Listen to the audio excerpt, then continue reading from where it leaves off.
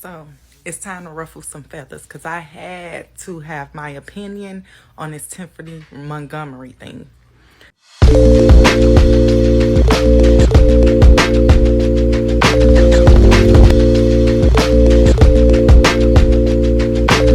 Now, keep in mind, I have never listened to Tiphani Montgomery. I have never listened to anything she's preached or any sermon by her. I just never had the desire to. But that's neither here nor there.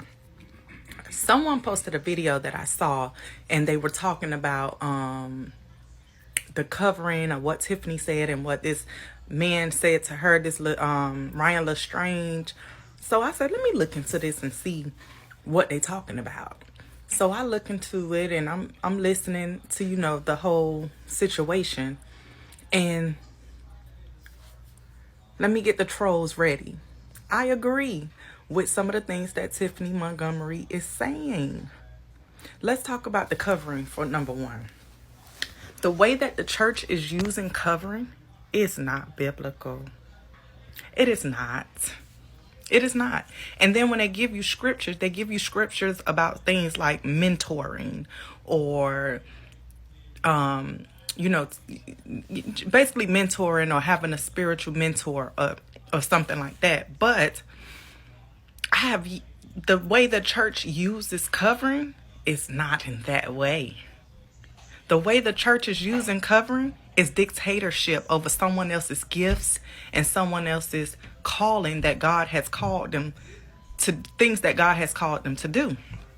If you are under someone's covering and you're wondering why you're not succeeding and you're wondering why you're still in that same spot you was, because a lot of people are not covering you to cover you, or their heart is really in it. A lot of people are covering you to keep you bound to them, to keep you in their church so they can have a filled up seat, to keep you under their ministry just in case everybody else leave them. You're still going to be there. Why? Because you're manipulated, you're under a dictatorship. And people who use that type of strategic strategy is witches and warlocks. They use that. Witches and warlocks, someone has to lose in order for one to gain when it comes to witchcraft. And that's the type of tactic they use. Someone else does all the work, but someone else get all the money, or someone else do all the behind the scenes work while someone else gets the reward and the credit. That's witchcraft. People that does witchcraft use that strategic plan, this pyramid scheme type thing. And a lot of times that's how the church are using coverings. And then for the guy to say something to her, it got me to question. Sometimes that just be the spirit of jealousy, because she may have not had what you call the proper covering. And she may be getting a little more recognition than you. So now you have to ask yourself, if you're doing everything that you consider to be the right way and having covering the way that you deem covering to be, then why you not going nowhere? Why you not going to the places where you feel like you should be? But somebody who don't have this covering that you claim that they should have, God is taking them places. The reason that happens a lot is because that covering that you have is smothering your gifts. A lot of people are making their coverings their God.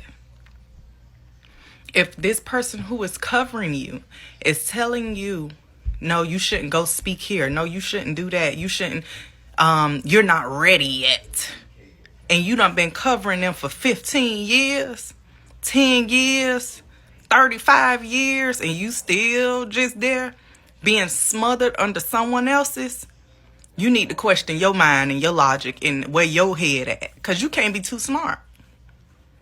Now, if you have a mentor, yes, you can use a mentor. Do you need a pastor? Yes, you do. You should want a pastor. You should want to fellowship somewhere. But for me personally, even having a pastor, I understand if you're in a transition, you're trying to find you another pastor, I could understand that. But there's no pastor that's going to dictate the calling that God has on my life or dictate if she's moving in her own ministry. There's no pastor that's going to dictate what God is moving and what God is doing in her ministry or whatever God is birthing through her. You understand what I'm saying? And if that person is doing that, they try to hide it under accountability. That's not accountability. Accountability is if she was to go and preach somewhere and she might say something that was kind of, that pastor or that mentor can call her and say, hey, Tiphani, or hey, such and such, let's sit down and look at these scriptures and read it together and see what we come up with, because this is another way you could have looked at what you said instead of the way you said it.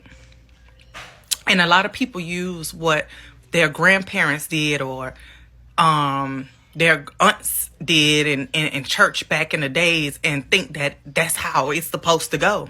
Oh, it's order. No, it's error. A lot of stuff be error. And all you're doing is passing error down generation to generation, and you really believe that it's true because that's what they did. So do you need a pastor? Yes. Mentorship? Yes. Do you need to be under some authority? Sure. But if that person should not be dictating anything involving the gifts that God has given you or the assignment that God has given you. That's when you start making them your God. If God told you to do something and you're disobedient, but if they told you to do something and you can obey, that is your God. How many people that you've seen that they like to shield and they'll snap on you about their shepherd or their pastor. God could have been and showed you something about this and about this person ain't right. And it could be coming from the Lord, but they'll sway you up and down that it ain't this and they ain't that. And they ready to fight you about their pastor or about they covering. But how many times you seen them buck at anybody who used the Lord's name in vain or said anything out the way to God? Never. That covering is now their God. And that's how a lot of people in the churches is using it. Not everybody, but a lot of people are. So I can understand both aspects of the situation and how one can look at it. Because, of course, you don't want people going out into the world preaching about stuff that they don't know about or preaching about stuff that they really are in error.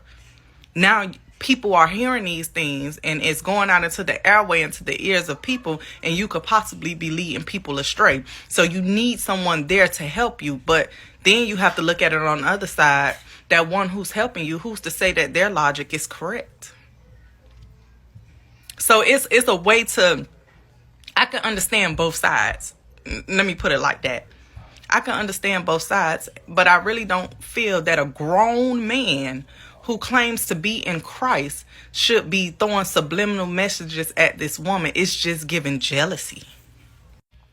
It is most definitely possible to have a church, have a pastor, have a shepherd, and still have your own ministry if that's what you desire to do. I shouldn't be going to mere man or mere woman asking them, should I do this? What did God say? You need to be falling down on your face and asking, what did the Lord tell you to do? Because a lot of people be too scared to step out and do what God has called them to do. So they rather just put it on man. And I just don't agree with that at all. At all.